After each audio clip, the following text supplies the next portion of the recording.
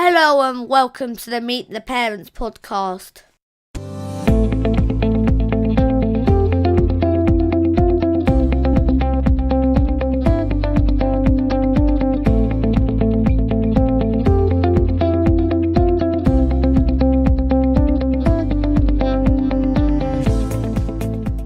Hello and welcome to episode 74 of the Meet the Parents podcast and another half an hour of parenting-based chat.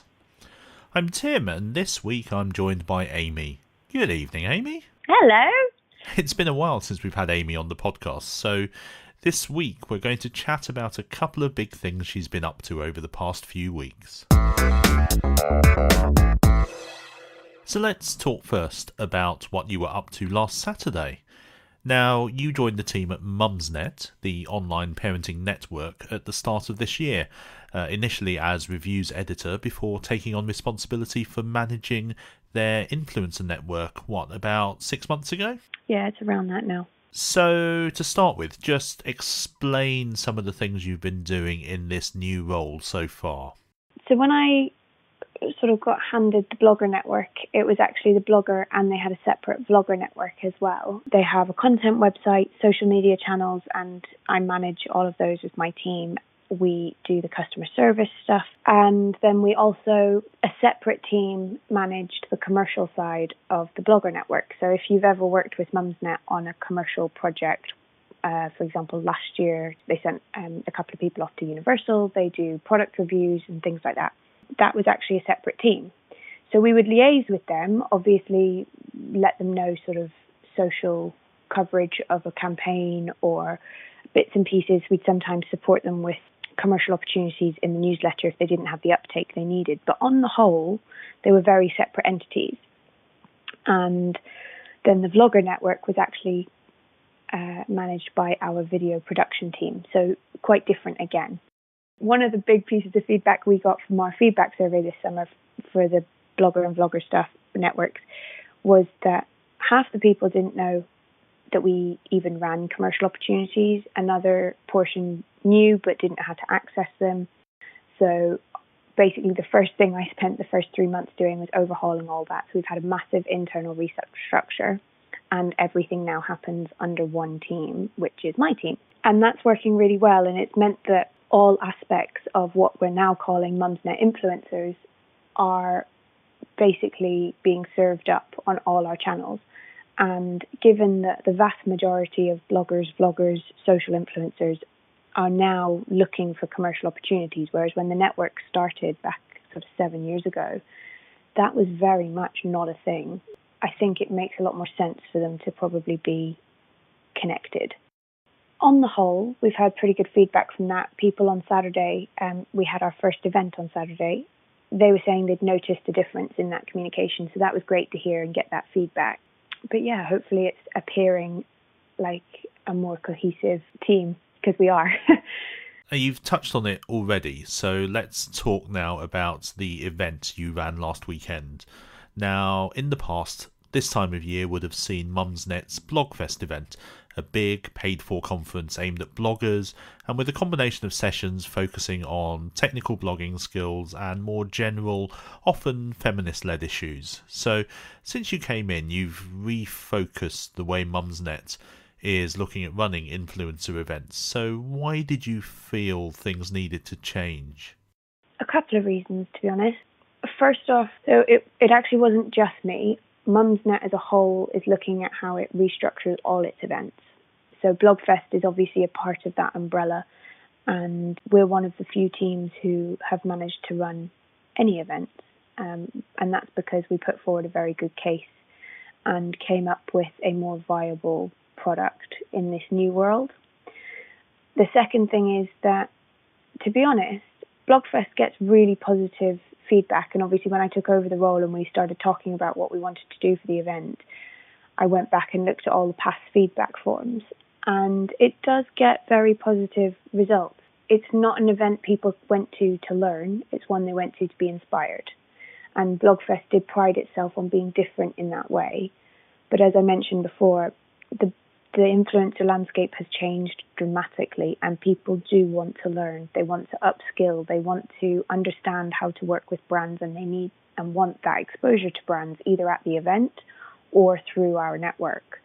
So we needed an event that would sort of reflect that was what we were looking to help influencers do, and to show off that aspect of what we do, because it is a massive amount of the work that my team does. We also were very aware that, to be honest, Blogfest used to be £100 a ticket, and if that's not the event that people want, they're not going to buy those tickets. So the third reason was because the feedback that does come in is, even though people like it, it's inspirational. I know that some of our competitors have struggled with the same issue, that you cannot be all things to all people. And these large-scale conferences, at the end of the day, start to get watered down, because you have to cater for the lowest common denominator that is in attendance. And when you've got people who've been blogging for 9 years and people who have just started up an Instagram profile 3 months ago, you have to cater in some way for everyone, yet you end up kind of catering for nobody. It was actually the events manager that we have at Mumsnet, his name's Patrick, and he said, well, I said I wanted to do something different and I wanted to try various things, and he said, if we were starting Mumsnet today and we had no background, what would we do? And that was where we started. And we just decided to not even really think about Blogfest and to come up with an entirely new format that we felt would not only serve our purpose as a business, because at the end of the day, we are a business, but also the influencers that would be in attendance, our sponsors who would be looking to sponsor the event, and just what could we do that maybe our competitors weren't doing that would make us stand out a bit more. And touch wood, I think we achieved that. So thank God. As you say, the blogging landscape has changed a lot over the last year or two. And I know BritMums made changes to BML. They had a change of format and venue for this year, which went some way towards addressing some of the issues they were facing too. And I remember when you first announced that last weekend's event was going to take place in place of Blogfest, you did share a little with me about what you were hoping to do going forwards. Now, as a long-time blogger and a conference attendee yourself, did you feel that you brought particular insights and new ideas to the table? And if so, what were the key things you wanted to see at your own event? I do think it helped, because I don't think I had an attachment to any of the events in the same way that if you're someone who's worked on this side of the fence for a while, you might have had. And obviously I've heard on a very first term basis very balanced feedback about the various events over the past 3 or 4 years that I've been in the blogging community. And I do think that helped. I think the things that have stuck with me, both in my own experience as, for example, the first time I attended either Blogfest or BritMums, because they're the main two I've attended as a blogger. One was the issue of watering down sessions, that actually the sessions weren't suitable for everyone. And if you're paying £100 for a ticket, you absolutely should get your money's worth. And it shouldn't be because you're paying £100 for a social. It should be that you're paying £100 because the sessions are worth it. The second thing that is something that had always struck me was, it's all very well and good to have potentially 100 sessions on an agenda. And yes, that looks amazing and you've got so much choice. And yes, in one way that is value for money. But at the end of the day, you can only actually attend 4 or 5 or 6 sessions yourself, because you can only be in one place at one time. So in many cases, it becomes frustrating because you can't actually go to all the sessions you want to go to. The third was that I often hear influencers saying, it just felt like they were trying to push a product on me in the talk. I wanted to be sure that it didn't feel that way. I wanted it to feel like they were really getting top quality speakers who were experts in their field and really had something to offer. And the final thing was the issue around cliques and hierarchy within an event was something that I've heard a lot over the years. If you know people before an event, understandably, you're going to gravitate to them and you're going to want to go to sessions and spend time with them in the breaks because they're your friends and you want to see your friends in person. The problem for people who maybe don't yet have a tribe or a clique or whatever you want to call it is that becomes incredibly daunting and overwhelming, especially at these huge conferences where you walk into a room and you know nobody and you've got 700 people to choose from. What we basically devised was a seminar group that you would spend the day in, and there was 6 sessions, 4 of which were in a seminar group that was pre-chosen, and 2 of which were in the auditorium, so everyone came together. And then we obviously had a break in between every session of about 5-10 minutes, lunch, and a 2-hour networking drinks event at the end. So there was plenty of opportunity for you to kind of mingle beyond your group. And then at the start of the day, we also had an icebreaker and the icebreaker was devised so that you would actually end up meeting 3 people within your seminar group. So there was 3 friendly faces in your group before you'd even started. And the feedback we had was that worked brilliantly. Everyone was really nervous about the seminar groups, but we had a lot of emails saying, "What do you mean I have to be in a group? I can't choose my group. This is not okay. We're coming to this event to meet people." And it's like, actually, it's a very different type of event. You're coming to the event to learn. And the seminars have been devised to be workshops and masterclasses. There's a practical element to every masterclass to really make you think, to make you work. It's not just about the jolly. And that was really where we were trying to also be different. And from what I heard, people said their brains hurt at the end of the day. So I think we achieved that. But they also said that the seminar groups worked brilliantly, and they were really quite impressed with how different the format was and how well it worked as well. Now, I think it's probably fair to say that not everything in the run-up to the event went 100% smoothly, did it? You had to manage a couple of last-minute crises, didn't you? So just tell us a little bit about what happened there. I don't think anything went right, Tim. So we had Facebook. Unfortunately, our speaker had to pull out because of health reasons, and they were unable to provide us with an alternative. So that was quite a last-minute panic, pulling out every favour the team had with any contacts we had to find somebody else. And Kat, who you can find on Facebook as Social Cat, was a friend of a friend, and her colleague Marie. They absolutely delivered, given that they only came on board on Thursday before the event. And we gave them again a tight brief for their session, and they were just like, "Leave it with us, it will be fine." And we kind of had to just hope for the best. But they absolutely delivered. It was a fantastic session. And then on the Tuesday before the event, our venue actually rang us and said, "So we have a problem." And they essentially had such a severe electrical fault that they couldn't host our event. So luckily, on the Thursday morning, they confirmed that they had found us an alternative venue, which, as it happened, was far better than the first one and much more Instagram friendly, which is what you want really at an influencer conference. So it all worked out fine, but it was an incredibly stressful week. And one of the pieces of feedback we have had, probably the only negative thing, was that the communication in the lead up to the event was not enough. And we were well aware of that, but we were also having a serious conversation on the Wednesday night of, do we need to cancel this? We don't have a venue. We're missing a speaker. This is a nightmare, and we're 2 days away from the event. How can we possibly pull this off? But I'm very grateful, very thrilled to say that we did. And you also presented the session yourself as well, didn't you? So what was that about, and how did it go? I did. So it was just a kind of quick 20-minute session before lunch called Working with Brands.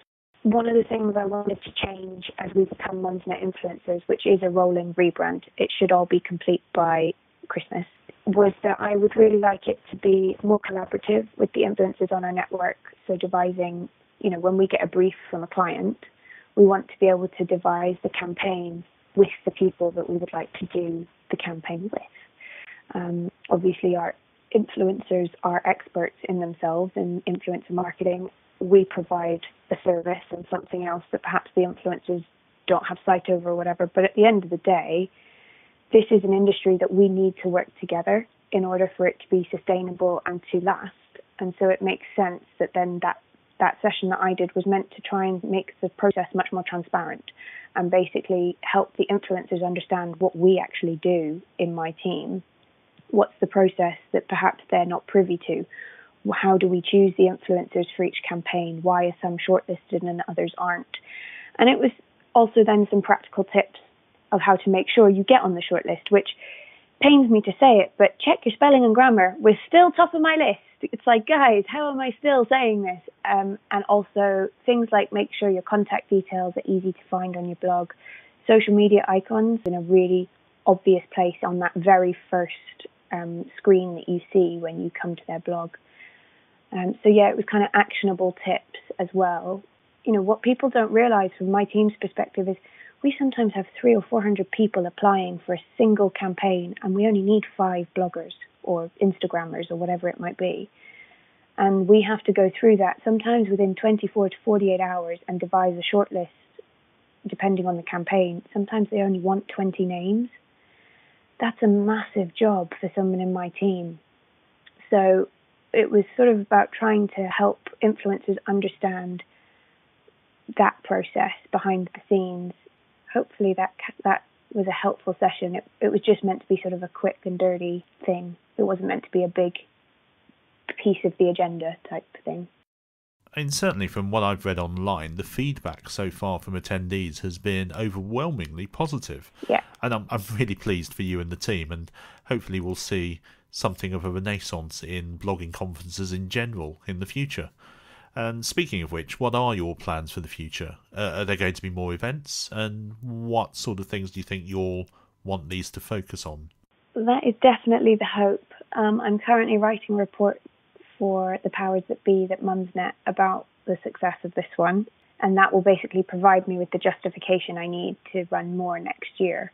So our hope is to run one a quarter, which would mean 4 events in a year.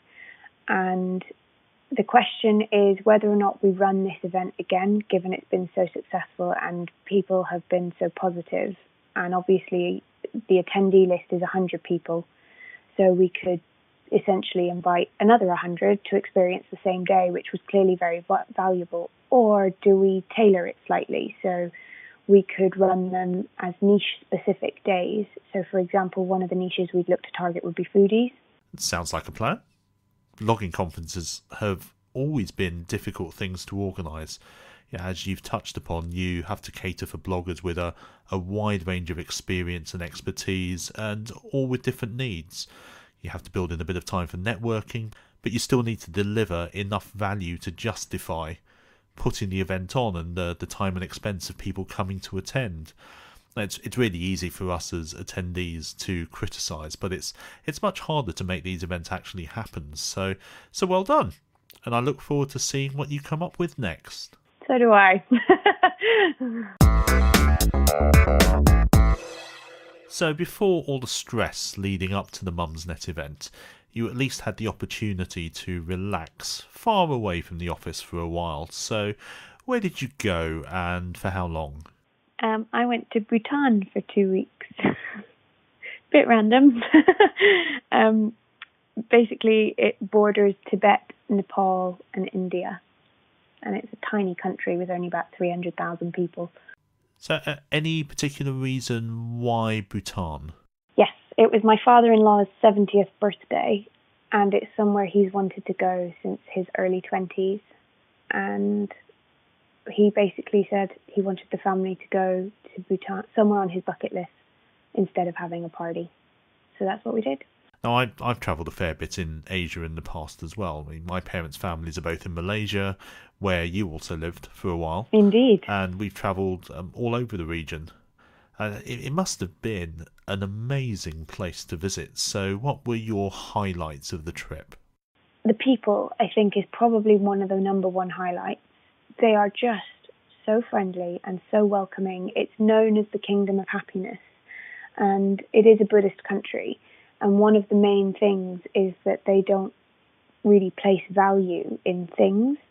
And how they get their satisfaction in life is much more through people and sharing and the happiness and sort of all of that, which was a lovely philosophy. And you can absolutely see it in practice. But they also have this, basically tourism is one of their biggest incomes as a nation, even though they only allow sort of a limited number of tourists in each year. But as a result, everyone in the country appreciates the tourists basically propping up the state with the money they spend. And so you're treated like a guest wherever you go, and not in a sort of arrogant, big-headed way. It's very down to earth. It's just very much that they'll smile and greet you, and you don't ever hear any sort of, oh, more tourists. They're happy to share their culture and their country with you, which is lovely. How did Little Miss cope with it all? I mean, she's 4 early-ish next year? Yes. I guess she's at an age now where she can really start taking it all in and talking to you about what she sees. So was there anything that particularly caught her imagination? I mean, it was a bonkers place to go with a 3-year-old. If I'm perfectly honest, there's a lot of walking involved, hiking, in fact. Kind of 3, I think the longest one Little Miss did was an hour. Should have been an hour, and it took us about 2 hours. But, it's up mountains. You're in the Himalayas. And I think that was probably the thing that stuck or was the most striking for her. She just loved the hiking. And we had sort of planned our guide. Our guide had 2 kids under 5, and he said, I'm really used to carrying them up the mountains because they actually do visit the monasteries and the temples and things with their kids. It's like going to church. He was like, it's absolutely fine. And she wouldn't let him pick her up for the first week. We were there 2 weeks. So that kind of buggered that plan. So we'd just plod up the mountain really, really slowly. But she just loved it. It was so lovely just being in nature, and signal was obviously few and far between. We did have slow Wi-Fi in the hotels, and that was about it. And it was just really lovely to see her throwing herself in and just really, she was determined to walk like everybody else. She slept great. It was brilliant. I'm not surprised with all that walking up and down mountains. Yeah. There was one that she didn't do, which was to the Tiger's Nest Monastery, which if anyone knows anything about Bhutan, it's usually this special Tiger's Nest Monastery, which is a 3 to 4 hour hike down a small track. You go up 500 steps, down 200 steps, up another 300. I mean, it's literally perched on the side of a cliff. It's not even on top of the cliff. It is literally in the mountain on the side. How they built this thing back in the 1600s or whatever, I have no idea. It's insane when you look at it. We decided she wouldn't go on that one. So I hung back with her that day because as well, obviously it would have been amazing to go, but I was working crazy hours before I went away, and I felt like I hadn't really seen her that much. So it was actually really nice to as well just have a morning where I took her to the pool in the hotel and we chilled out. We had a nice lazy breakfast, just the 2 of us, and yeah, it was really nice. We've talked in the past about your top tips for travelling with young children, but was there anything specific you did to try to make the trip as easy for Little Miss as possible? We've been talking about it for ages beforehand, obviously. There was great confusion at school because she kept saying she was going to Japan and Bhutan. And I think she just got confused and couldn't remember how to pronounce it. And they were like, what exactly are you doing over half a term? But we kept talking about it a lot. We showed her pictures. We went shopping and got her special hiking shoes, which, slight side note, really disappointed in Clark's shoes on this. We went because we knew she would need something kind of substantial that would support her ankle and stuff. She ended up with boys' shoes, which were really cool. We actually all wanted these little boots, but none of the girls' shoes had tread on them, and they were all utterly impractical sets of boots, let alone if you were going hiking. So yeah, not very impressed with that, but she really liked these blue boots that we ended up getting. So that really helped because she was excited about putting on her new shoes. She helped us pack, but nothing sort of really special. We did have an overnight flight on the way there, and that was really, really helpful because she had a bit of a late night with the excitement of getting on the plane and everything. So I think she probably fell asleep around 9-10 o'clock UK time. But then she basically slept until they turned the lights on for breakfast at about 6, maybe 5-6 o'clock in the morning UK time. So she'd had not a full night's sleep, but certainly better than any of the rest of us. And then we just kept her going till the first night. And I think she went to sleep at about 6 o'clock Thai time. and that was it, basically. She was kind of done. I think she was so exhausted that first night, she just slept. And then because she woke up at normal time in Thailand, or in Bhutan as we were then, she just kind of ran with it then. Coming back was a little bit more of a struggle. 3:15 in the morning, I'm hungry. 4:15 the next day, I'm hungry. Yes, shh, go to sleep. But I want porridge. Okay, I did end up one morning just getting up with her, giving her the bowl of porridge, and then putting her back to bed, and she managed to sleep for another 2 hours, which I was very grateful for. Right, I'm busy taking notes at this point.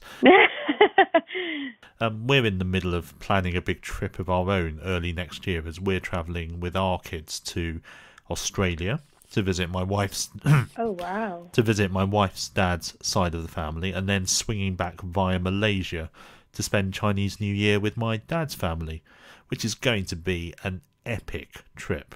That sounds amazing, though.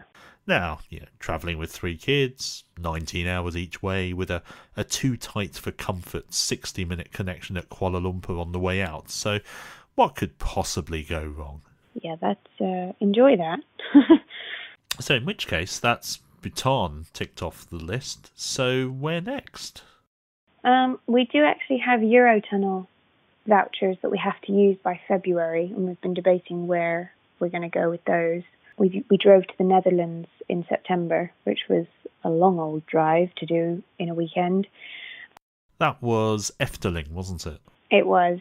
Highly recommend Efteling to anybody. Brilliant weekend. So yeah, I think we might try and go somewhere slightly closer to the Euro, to Calais. Maybe Lille. My partner was suggesting Paris, but I'm a bit not sure about Paris with the car. So yeah, any recommendations, please do let me know. And then we've got skiing booked for February as well. So yeah, busy. I think it's great to be able to take the kids travelling, even from a relatively young age. It's amazing how much they take in, and how being exposed to different cultures helps open their minds. Absolutely. Now, next year is a big year for us, with the Australia-Malaysia holiday early in the year, to be followed by another European road trip in the summer that we're just in the midst of planning now, and then the usual cheeky October half-term long weekend at Butlins. Now, of course, the kids are more excited about Butlins than either of the other two. Ingrates. And that's it for this episode of the Meet the Parents podcast. We'll be back in a couple of weeks, but in the meantime, here's where you can find the two of us online. I am at Amie Caitlin, AMIECAITLIN, on both Twitter and Instagram. And I'm at ThatchamDad on social media, and you can find me at slouchingtowardsthatcham.com. So you can download this podcast on iTunes and Android devices, on our website at meettheparentspodcast.com, and via a variety of podcasting apps. You can also follow us on Twitter at Parents Podcast and Facebook at facebook.com/meettheparentspodcast. So thanks for listening, and do please join us again next time. Good night.